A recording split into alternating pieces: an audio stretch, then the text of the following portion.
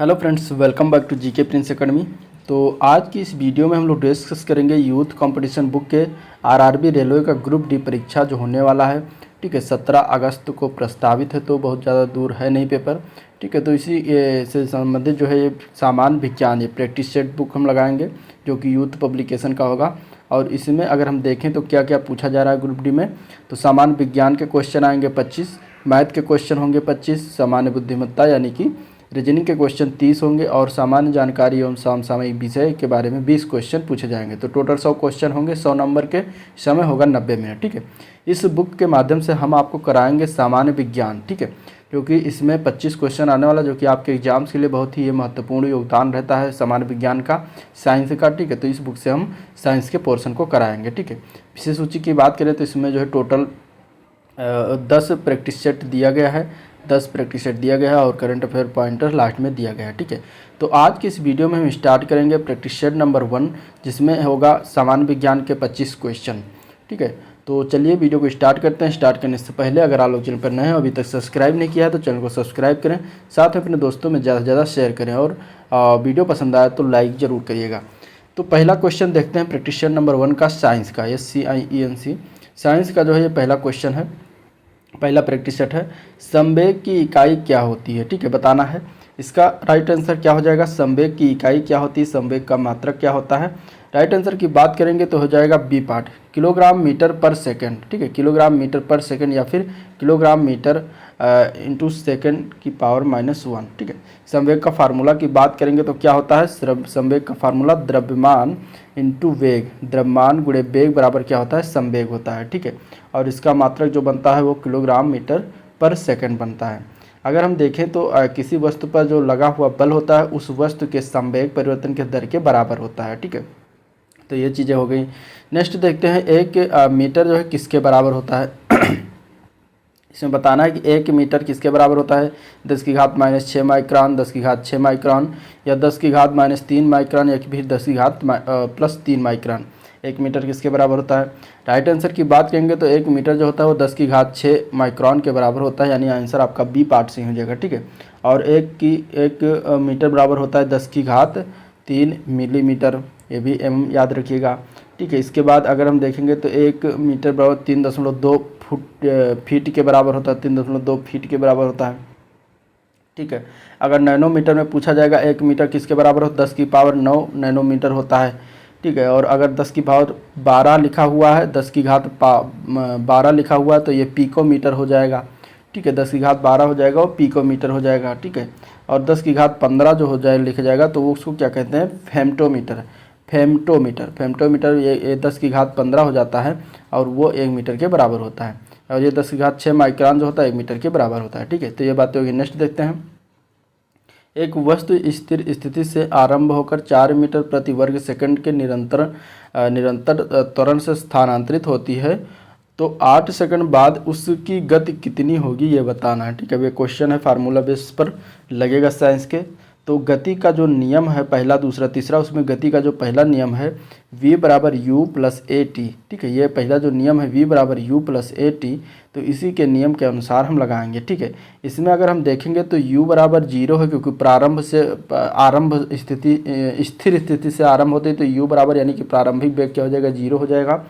और a बराबर यानी कि त्वरण बराबर इसमें दिया गया है कितना, 4 मीटर प्रति सेकंड। ठीक है, 4 मीटर प्रति सेकंड स्क्वायर, ये हो जाएगा वर्ग सेकंड ना, स्क्वायर हो जाएगा, क्योंकि मीटर पर सेकंड स्क्वायर इसका त्वरण का क्या होता है, मात्रक होता है। 4 दिया गया है, ए बराबर, टी बराबर दिया है 8 सेकंड, टी बराबर कितना दिया है 8 सेकंड। ठीक है, ये देखिए, तो इस तरीके से इसमें हम रख देंगे तो v का मान निकल आएगा, v बराबर u बराबर 0 है, a का मान 4 है और t का मान 8 है। ठीक है, तो रखेंगे, इसमें गुणा करेंगे तो 8 चौके 32 मीटर पर सेकंड जो आएगा ये आपका v का मान आ जाएगा, यानी कि गत हो जाएगी इसकी कितनी गत हो जाएगी, 32 मीटर पर सेकंड। ठीक है, तो आंसर आपका क्या हो जाएगा, सी पार्ट हो जाएगा, 32 मीटर पर सेकंड।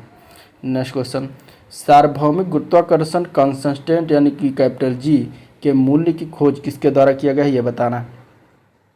अब इसके अगर हम बात करेंगे तो ये जो है किसके द्वारा खोजा गया है ये बताना है। ठीक है, तो इसके अगर हम राइट आंसर की बात करेंगे तो ये खोजा गया था हेनरी कैवेंडिश के द्वारा। राइट आंसर ए पार्ट हो जाएगा। ये गुरुत्वाकर्षण जो नियतांक है यानी कि यूनिवर्सल जो गुरुत्वाकर्षण नियतांक है यानी कि कैपिटल जी, इसकी खोज किसने की थी? हेनरी कैवेंडिश ने किया था, ठीक है। और इसका मान कितना होता? तो 6.67 इंटू 10⁻11 न्यूटन मीटर स्क्वायर पर किलोग्राम स्क्वायर इसका मान होता है। और ये जो है कैपिटल जी का मान पृथ्वी पर जो है हर जगह प्रत्येक जगह समान होता है, ये भी याद रखिएगा। ये बात होगी। नेक्स्ट क्वेश्चन, गैस अणुगत सिद्धांत यानी कि काइनेटिक थ्योरी ऑफ गैसेस के अनुसार परम शून्य तापमान की प्राप्ति तभी होती है जब क्या हो जाए? गैस का आयतन शून्य हो, या फिर गैस का दाब शून्य हो, या फिर गैस के गतिज ऊर्जा शून्य हो, या फिर गैस एक विशिष्ट ऊष्मा शून्य हो। गैस का विशिष्ट ऊष्मा शून्य है, इसमें से क्या हो जाएगा इसका राइट आंसर, ठीक है। राइट आंसर की बात करेंगे तो जो गैस अणुगत सिद्धांत के अनुसार हम देखेंगे तो परम शून्य तापमान की प्राप्ति तभी होती है जब अणुओं की गतिज ऊर्जा क्या हो जाती है? शून्य हो जाती है, ठीक है। तो आंसर आपका क्या हो जाएगा? सी पार्ट इसमें हो जाएगा। अब गैस अणुगत के 3 सिद्धांत दिए गए। पहला है गैस के अणु लगातार पात्र की दीवारों पर टकराते रहते हैं, जिसे क्या कहा जाता है? जिसे पात्र की दीवारों पर क्या है? दाब पड़ता है, ठीक है। पात्र की दीवारों पर क्या है? दाब पड़ता है, ठीक है। पात्र की दीवारों पर क्या है? दाब पड़ता है। तो इस तरीके से इसमें क्या होता है कि इसे गैसीय दाब कहा जाता है। इसको क्या कहते हैं? गैसीय दाब कहा जाता है, ठीक है। तो ये बातें हो गई। इसके बाद अगर हम दूसरा देखें, दूसरा नियम, तो वो है सिद्धांत गैसों के अणुओं में परस्पर आकर्षण और विकर्षण नहीं होता, जिससे अणुओं की स्थिति ऊर्जा क्या होती है? शून्य रहती है, ठीक है। यानी इनमें ना कोई आकर्षण होता, न ही इनमें प्रतिकर्षण होता है। तीसरा है गैस के अणुओं की गतिज ऊर्जा का उस गैस के परम ताप के समानुपाती होता है। यानी कि अगर हम देखेंगे ई के यानी कि kinetic energy directly proportional to T के होता है, ठीक है। तो ये इस तरीके से इसके 3 नियम हो गए। 0 केल्विन तापमान पर गैस की ऊर्जा क्या होती है? गतिज ऊर्जा क्या होती है? 0 होती है। 0 केल्विन तापमान को क्या कहते हैं? परम तापमान की स्थिति कहते हैं। ये हो गया। नेक्स्ट देखते हैं, पदार्थ का वह गुण जिसके कारण वह पीट कर या रोल करके प्लेटों में बनाया जा सके उसे क्या कहलाता है? क्या कहलाता है? जिसको पीट कर या रोल करके बनाया जाता है प्लेटों में, उसको क्या कहते हैं? उस गुण को क्या कहते हैं? तो उस गुण को कहा जाता है अधात्वर्धता। यानी कि जब उसमें अधात्वर्धता होगी तभी उसको पीट कर या रोल करके बनाया जा सकता है। अब इसको एक एक देख लेते हैं। प्लास्टिकता क्या होती है? तो किसी पदार्थ को भारित करने पर वो अस्थायी रूप से विकृत हो जाता है, और फार्मिंग प्रक्रम के दौरान जो है पदार्थ में ये गुण होना आवश्यक होता है, ठीक है। अधात्वर्धता की बात करेंगे तो पदार्थ के इस गुण के होने के कारण इसे क्या कहते हैं? चादरों के रूप में बदला जा सकता है, ठीक है। इसको जितने अधात्वर्धता माने कि इसमें जितने ही क्या लचकदार हो गया कह सकते हैं एक शब्द में, तो इसको चादरों के रूप में तभी बदला जा सकता है धातुओं को, ठीक है। तो ये इसको क्या कहते हैं? अधात्वर्धता। प्रत्यास्थता की बात करेंगे तो यदि किसी पदार्थ पर बल लगाकर उसे विकृत कर दिया जाए, लेकिन जैसे ही बल हटाया जाता है तो वह पदार्थ अपने मूल रूप में आ जाता है। इस गुण को क्या कहते हैं? प्रत्यास्थता कहते हैं। जैसे कि रबड़ है, रबड़ को आप खींचेंगे जब तो वो खींच तो जाएगा इतना बड़ा, लेकिन जैसे ही छोड़ेंगे आप वो फिर खुद अपने सामान्य अवस्था में आ जाता है। तो उसको इस गुण को क्या कहते हैं? प्रत्यास्थता कहते हैं। जैसे स्प्रिंग है, ठीक है। ये सब क्या है? प्रत्यास्थता के उदाहरण है। तन्यता की बात करेंगे तो पदार्थ का वह गुण होता है जिसके कारण इसे तार के रूप में खींचा जा सकता है, उसे तन्यता कहते हैं, ठीक है। यानी कि जो कोई पदार्थ है तो उसको जैसे तार के रूप में बनाते हैं ना इस तरीके से, तो ये क्या होता है? ये गुण, ये तन्यता के गुण के कारण इतना पतला करके इसको खींच कर बनाया जा सकता है। तो ये बातें होगी, कुछ समझ में आगे होगा। नेक्स्ट क्वेश्चन देखते हैं। वायु में 0 डिग्री सेल्सियस तापमान पर ध्वनि की गति क्या होगी? वायु में अगर हम देखेंगे तो 0 डिग्री सेंटीग्रेड पर तापमान पर जो है ध्वनि की गति कितनी होती है? 331 मीटर प्रति सेकंड होती है, जो कि ये ऑप्शन में दिया गया। आपका ये ऑप्शन ही सही हो जाएगा, ठीक है। तो इम्पॉर्टेंट क्वेश्चन है, ठोस में जो क्या है ध्वनि की चाल सबसे ज़्यादा होती है, ये याद रखिएगा। निर्वात में प्रकाश का वेग कितना होता है? निर्वात में प्रकाश के वेग की बात करेंगे तो 3 × 10⁸ मीटर पर सेकंड होता है। आंसर इसका ए पार्ट हो जाएगा। प्रकाश जो होती है एक प्रकार की ऊर्जा है जो विद्युत चुंबकीय तरंग के रूप में जो है संचारित होती है, ठीक है। और निर्वात में प्रकाश की चाल कितनी होती है? 3 × 10⁸ मीटर पर सेकंड होता है। नेक्स्ट क्वेश्चन देखते हैं।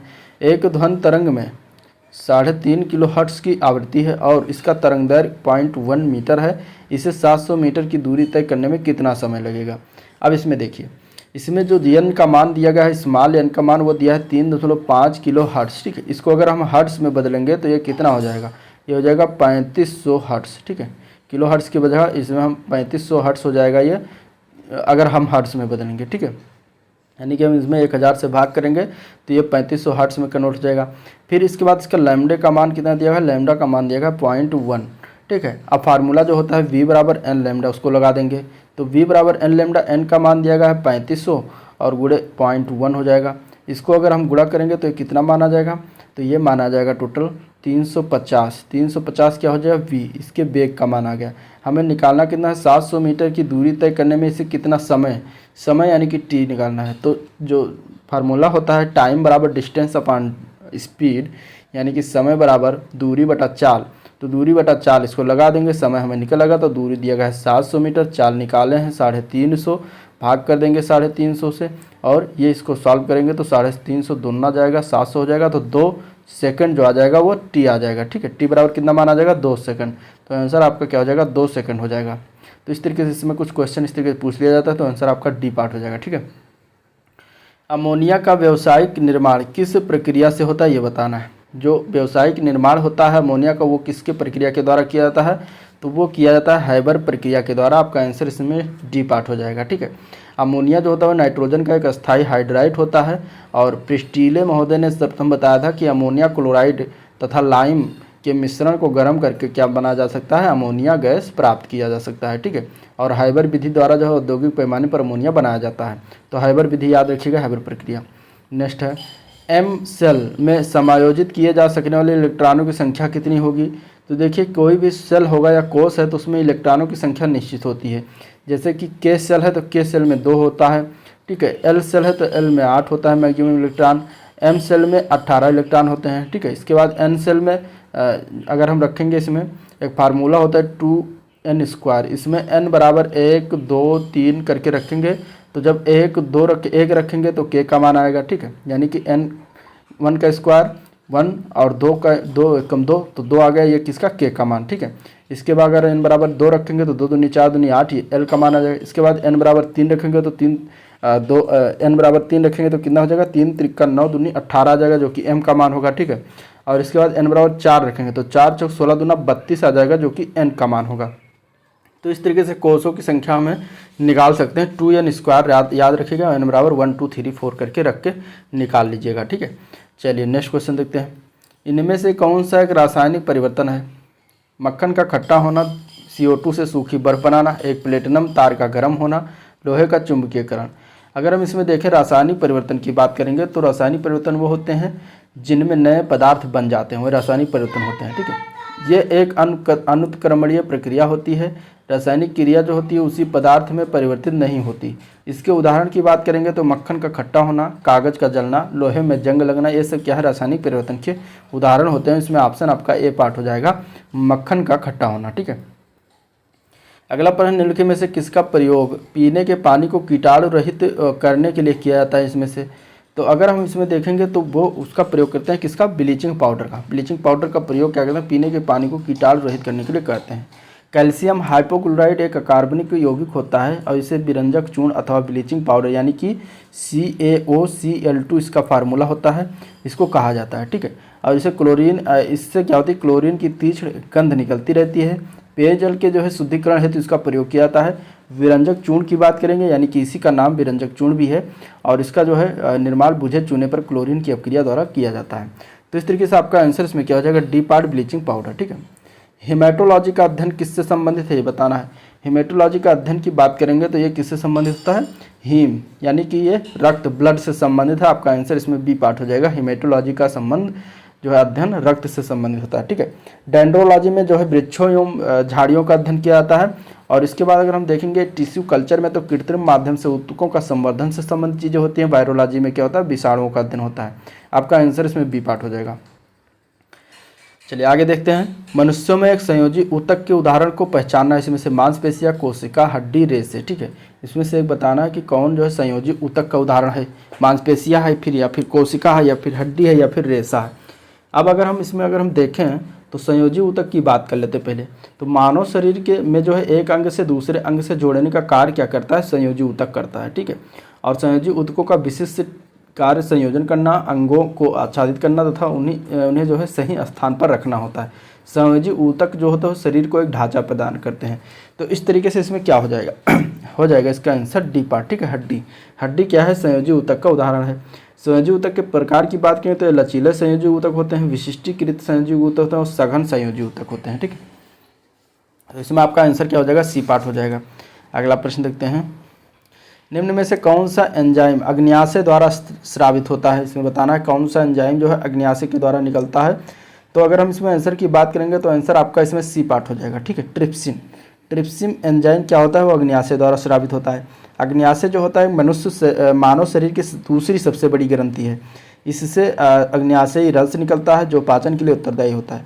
अग्न्याशयी रस में 3 प्रकार के एंजाइम होते हैं, एक होता है ट्रिप्सिन, दूसरा होता है एमाइलेज, ठीक है, दूसरा क्या होता है एमाइलेज, और तीसरा होता है आपका लाइपेज। तो ये 3 एंजाइम निकलता है। अगर ट्रिप्सिन ना आए, एमाइलेज दे दे, तब भी ये अग्न्याशय के द्वारा निकलेंगे, और लाइपेज भी अग्न्याशय के द्वारा ही निकलता है। तीनों याद रखिएगा, तभी इसका जो है कर पाएंगे एग्जाम में क्वेश्चन। अगला क्वेश्चन, तथा कथित सीरम में जो है खराब कोलेस्ट्रॉल क्या होता है, HDL, VLDL या फिर LDL या फिर ये सभी। तो अगर हम देखें खराब कोलेस्ट्रॉल तो किसको कहते हैं, तो ये कहा जाता है LDL को, ठीक है। आंसर क्या हो जाएगा इसका, सी पार्ट हो जाएगा, ठीक है। लो डेंसिटी लाइपोप्रोटीन इसका फुल फॉर्म होता है। तो इसको क्या कहते हैं, इसको खराब कोलेस्ट्रॉल कहते हैं, ठीक है। कोलेस्ट्रॉल क्या होता है, तो कोलेस्ट्रॉल जो होता है वो फैटी पदार्थ होता है जिसकी आवश्यकता जो है शरीर को कार्य करने के लिए होता है, और ये जो है जिगर में बनता है, ठीक है। तथा जानवरों से मिलने वाले भोज जैसे कि मांस, अंडा, मक्खन आदि में पाए जाते हैं। इसकी अधिक मात्रा से हृदय रोग होने का खतरा बढ़ जाता है। 3 प्रकार के होते हैं, HDL, LDL और ट्राइग्लिसराइड, ठीक है। तो LDL जो होता है बुरा कोलेस्ट्रॉल जो होता है हमारी रक्त वाहिकाओं में क्या होता है, जम जाता है, जिसके कारण वाहिकाएं संक्रिय हो जाती हैं, नसें संक्रिय हो जाती हैं, जिससे रक्त का प्रवाह क्या होता है, कठिन हो जाता है आने जाने में, ठीक है। और इससे क्या होता है, हार्ट अटैक का खतरा बढ़ जाता है। तो आंसर आपका सी पार्ट हो जाएगा। नेक्स्ट देखते हैं, जीवाणुओं में श्वसन स्थल है। जीवाणुओं में श्वसन स्थल क्या है, इसके आंसर की बात करेंगे तो आंसर हो जाएगा मीसोसोम, ठीक है। आंसर क्या हो जाएगा, मीसोसोम। जीवाणु जो होते हैं परिपोषी प्रोकैरियोटिक कोशिका के बने सर्वव्यापी पर्णहरिम रहित होते हैं, और ये जो है प्रायः एक कोशीय होते हैं, ठीक है। तो इस तरीके से इनका नाम जो है जीवाणु नाम किसने दिया था, तो एरनबर्ग ने 1828 में दिया था। इसकी कोशिका भित्ति क्या होती है, पॉलीसेकेराइड, लिपिड तथा प्रोटीन की बनी होती है, ठीक है। और कोशिका द्रव्य में 70H प्रकार के जो है राइबोसोम पाए जाते हैं, लेकिन माइटोकॉन्ड्रिया जो है लवक तथा अंतःद्रव जालिका इसमें नहीं होती माइटोकॉन्ड्रिया में, ठीक है। श्वसन प्रक्रिया इसमें क्या होती है, मीसोसोम्स होती है। तो आंसर आपका क्या हो जाएगा, सी पार्ट हो जाएगा। नेक्स्ट देखते हैं, मनुष्यों में जो मांसपेशियों को हड्डियों से जोड़ने वाला जो ऊतक है उसे क्या कहते हैं, यानी मांसपेशियों को हड्डियों से जो जोड़ता है ऊतक उसको क्या कहा जाता है, तो उसको कहा जाता है कंडरा, ठीक है। कंडरा ऊतक जो होता है वो मांसपेशियों को हड्डियों से जोड़ता है, ठीक है। कंडरा जो है लिगामेंट्स के समकक्ष होती है जो मांसपेशियों को हड्डियों से जोड़ती है। कंडरा और स्नायु दोनों जो है कोलेजन के बने होते हैं। स्नायु एक अस्थि को दूसरे अस्थि से जोड़ते हैं, ठीक है। इसके बाद नेक्स्ट क्वेश्चन देखते हैं इसमें से, तो ट्रिपल वैक्सीन टीका नवजात शिशु को निम्न में से किस रोग के खिलाफ प्रतिरोधक क्षमता प्रदान किया जाता है इनमें से। तो जो DPT के, इसको DPT कहते हैं, तो DPT का जो टीका होता है इसको किस के खिलाफ दिया जाता है, किस रोगों के खिलाफ, तो इसमें दिया था काली खांसी, टिटनस और डिप्थीरिया के खिलाफ, ठीक है। ट्रिपल वैक्सीन टीका जो इसमें काली खांसी बीमारी, टिटनस रोग और डिप्थीरिया ये 3 सम्मिलित होते हैं, ठीक है। आंसर आपका बी पार्ट हो जाएगा। नेक्स्ट देखते हैं, पीलिया किससे संबंधित रोग है। पीलिया की बात करेंगे तो पीलिया जो होता है ये यकृत यानी कि लीवर से संबंधित रोग होता है, और वायरल हेपेटाइटिस या जॉन्डिस को साधारण लोग क्या कहते हैं, पीलिया के नाम से जाना जाता है। और ये रोग बहुत ही सूक्ष्म विषाणु से होता है। पीलिया से यकृत प्रभावित होता है, और यकृत यानी कि लीवर कोशिकाएं रुधिर से बिलिरुबिन लेना बंद कर देती हैं, तो रुधिर द्वारा जो है संपूर्ण शरीर में क्या होता है, बिलिरुबिन फैल जाता है, उसे ही पीलिया कहते हैं, ठीक है। नेक्स्ट है, पहला प्रकाश संश्लेषी ऑक्सीजन उत्पन्न करने वाला जीव पृथ्वी पर प्रकट हुआ था। कौन था जो पहला प्रकाश संश्लेषी ऑक्सीजन उत्पन्न करता था जीव पृथ्वी पर। इसके अगर हम आंसर की बात करेंगे तो आंसर हो जाएगा साइनोबैक्टीरिया, ठीक है। साइनोबैक्टीरिया जिसे नील हरित शैवाल भी कहा जाता है, और ये जो है एक पुरातन जीवाणु है तथा पृथ्वी पर जो उपस्थित प्रथम ऑक्सीकारक प्रकाश संश्लेषित जीव है। ऐसा माना जाता है कि पृथ्वी पर ऑक्सीजन युक्त वातावरण की उत्पत्ति इन्हीं के कारण हुई थी, ठीक है। नेक्स्ट, एक मानव जीभ में औसतन कितनी स्वादिक कलिकाएं मौजूद होती हैं, ये बताना है। इसका राइट आंसर क्या हो जाएगा, मानव जीभ में बताना है कितनी स्वादिक कलिकाएं जो है मौजूद होती हैं औसतन। तो इसके आंसर क्या हो जाएगा, आंसर की बात करेंगे तो इसमें आंसर हो जाएगा ए पार्ट, ठीक है। 2000 से 8000 स्वादिक कलिकाएं क्या होती हैं, मौजूद होती हैं। जीभ पर स्वादग्रही अंकुरों में जो स्थित है, जीभ को आपने देखा होगा ध्यान से, इसमें छोटे छोटे अंकुर निकले रहते हैं, और इसी को स्वादिक कलिका कहते हैं, ठीक है। ये जो है भोजन का स्वाद बनाती हैं, और स्वादग्राही स्वादिक कलिकाओं में स्थित होते हैं। मनुष्य में लगभग 2000 से 8000 स्वादिकलिकाएँ पाई जाती हैं। नेक्स्ट लास्ट क्वेश्चन इस वीडियो का जो है, हेलियोसेंट्रिज्म को सपोर्ट करने के कारण किस खगोल शास्त्री को उनके घर के में नज़रबंद कर दिया गया था? तो उनका नाम था गैलीलियो गैलीली। ठीक है, गैलीलियो गैलीली ने जो है जब सर्वप्रथम हेलियोसेंट्रिज्म के बारे में बताया तो उन्हें जो है उनके घर में नज़रबंद कर दिया गया था। ठीक है, इन्होंने बताया था कि सूर्य केंद्रक का सिद्धांत, इसको हिंदी में सूर्य केंद्रक का सिद्धांत करते हैं। इन्होंने बताया था कि सूर्य केंद्र में और उसके चारों ओर सभी ग्रह जो है घूमते रहते हैं। ठीक है, तो इसके कारण इन्हें जो है नज़रबंद कर दिया, क्योंकि उसमें मानता था कि सूर्य जो है स्थिर नहीं, सूर्य चलायमान है और पृथ्वी स्थिर है, इसके सूर्य इसके चारों ओर घूम रही है। तो इस तरीके से इन्होंने सर्वप्रथम जब बताया तो इन्हें नज़रबंद कर दिया गया गैलीलियो को। ठीक है, तो आंसर आपका इसमें बी पार्ट हो जाएगा। तो ये था आज का ओवरऑल वीडियो जिसमें हम लोगों ने डिस्कशन किया। वीडियो कैसा लगा आप लोग कमेंट करके जरूर बताइएगा, और अगर वीडियो पसंद आए तो लाइक करिएगा, चैनल को सब्सक्राइब करिएगा फटाफट, और अपने दोस्तों में जल्दी से जल्दी शेयर भी कर दीजिए। ठीक है, तो यहीं पर एंड करते हैं इस वीडियो को, मिलते हैं नेक्स्ट वीडियो में, तब तक के लिए थैंक यू, नमस्कार।